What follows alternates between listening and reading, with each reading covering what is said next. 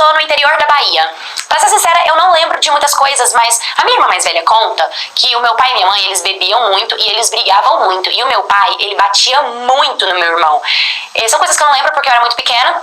Então a minha irmã fala que foi por isso que os meus pais se separaram.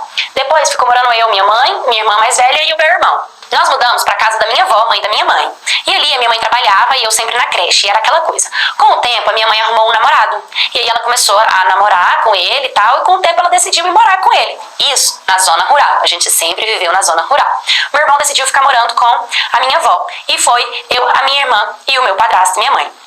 O meu padrasto e minha mãe, eles bebiam muito. E quando eles bebiam, eles brigavam muito. E eu e minha irmã sempre presenciava as brigas, as agressões, as cachaças, as discussões. E tudo era muito sofrido, tudo era muito dolorido, né? Até que um dia, minha irmã, cansada de toda essa situação, decidiu ir morar com uma tia. Também ela não queria morar lá onde a gente estava, tudo era muito difícil por ali. E ela foi, então ficou morando eu, minha mãe e meu padrasto. Teve uma vez que o meu padrasto e a minha mãe saíram pra beber e me levaram. E era uma estrada de chão, e tava assim, os dois estavam muito bêbados, eles estavam caindo de tão bêbados, eles não estavam conseguindo conversar, e eu chorava muito, porque eu não conseguia ajudar nenhum deles. Detalhe, eu tinha 6 anos, ou seja, eu era muito pequenininha ainda, eu era um bebê. E eu tava com medo do que podia acontecer, e eu lembro que passou uns caras que estavam no bar, né, onde meus pais estavam, minha mãe e meu padrasto. E um desses caras me pegou e me colocou em cima da moto dele e me levou pra casa dele. Ele era conhecido, mas eu tinha muito medo. E eu sabia onde ele morava e a distância que era da casa dele pra minha casa. Mas mesmo assim foi muito estranho. E aí eu cheguei lá, ele aprontou uma cama e eu dormi. Graças a Deus não aconteceu nada. No outro dia, na hora que eu acordei, eu não vi ninguém na casa. Eu só saí, pulei a cerca e fui pra minha casa correndo. Eu sei que eu só tinha 6 anos de idade e eu tinha medo. Hoje eu penso, olha o perigo do que poderia ter acontecido. Porque quando eu cheguei na minha casa, minha mãe tava chorando com a minha roupa na mão dela. E na hora que ela me viu, ela me abraçou e me beijou muito.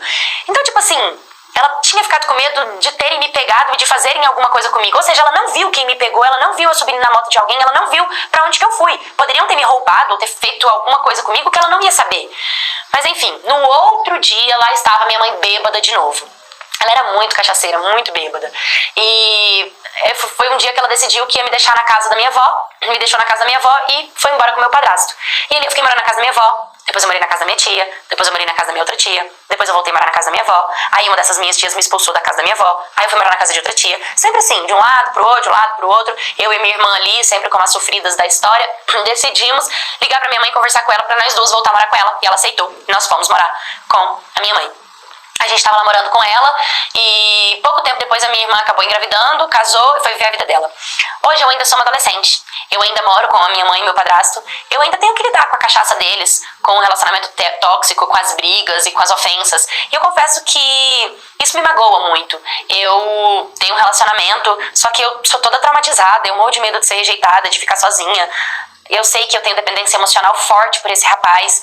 E muitas das vezes o que eu preciso é só encontrar um caminho. E eu penso que o dia que eu tiver uma filha, talvez essa seja a minha cura. Eu quero depositar nela tudo que eu não tive da minha mãe. Amor, carinho, atenção. E fazer diferente. Eu não quero repetir esses ciclos.